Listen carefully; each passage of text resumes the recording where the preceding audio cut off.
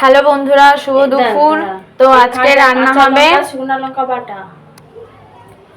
তো বন্ধুরা আজকে রান্না হবে বেগুন আলু দিয়ে ভালো করে ইলিশ মাছ দিয়ে সর্ষের ঝাল।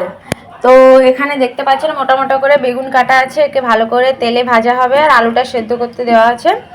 তো এই যে বেগুন, আর এখানে মশলার মধ্যে বেটে নিয়েছি এখানে সর্ষে, এখানে আছে কাঁচা লঙ্কা শুকনো লঙ্কা বাটা, আর এখানে আছে পেঁয়াজ বাটা, আর এখানে আছে পেঁয়াজ কুচোনো।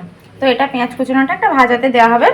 তো এখানে হচ্ছে যে সব মশলা বাটা আছে, আর এখানে জিরে ধনে সব রকম মশলা গুঁড়ো করে রাখা আছে এখানে। আর এখানে আমি ইলিশ মাছটাকে ভালো করে আঁশ ছাড়িয়ে ধুয়ে নিয়েছি। এবার মাছটা কেটে নেব। তো বন্ধুরা মাছটা এখানে কেটে নিচ্ছি, তো কাটার পর দেখাচ্ছি আপনাদেরকে। তো বন্ধুরা এখানে ইলিশ মাছটা কেটে নিয়েছি, তো যেটা রান্নার জন্য নেব, তো রান্নার জন্য 3 পিস নেব। তো তাই জন্যই 3 পিস রেখেছি, আর ওগুলো ফ্রিজে রেখে দিয়েছি। তো এই যে 3টে চাকা।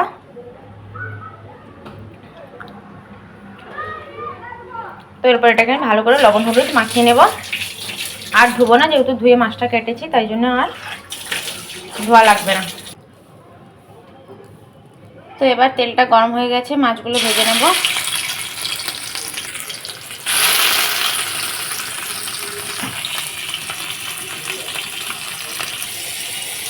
তো ইলিশ মাছগুলো ভালো করে লাল লাল করে ভেজে নিয়েছি, এরপর তুলে নেব। এরপর কেটে রাখা বেগুনগুলো দিয়ে দিয়েছি, ভালো করে ভেজে নেব। তো বন্ধুরা আলু আর বেগুন মোটা মোটা করে কাটা, ভালো করে ভেজে নিচ্ছি একসঙ্গে বেগুন আর আলু।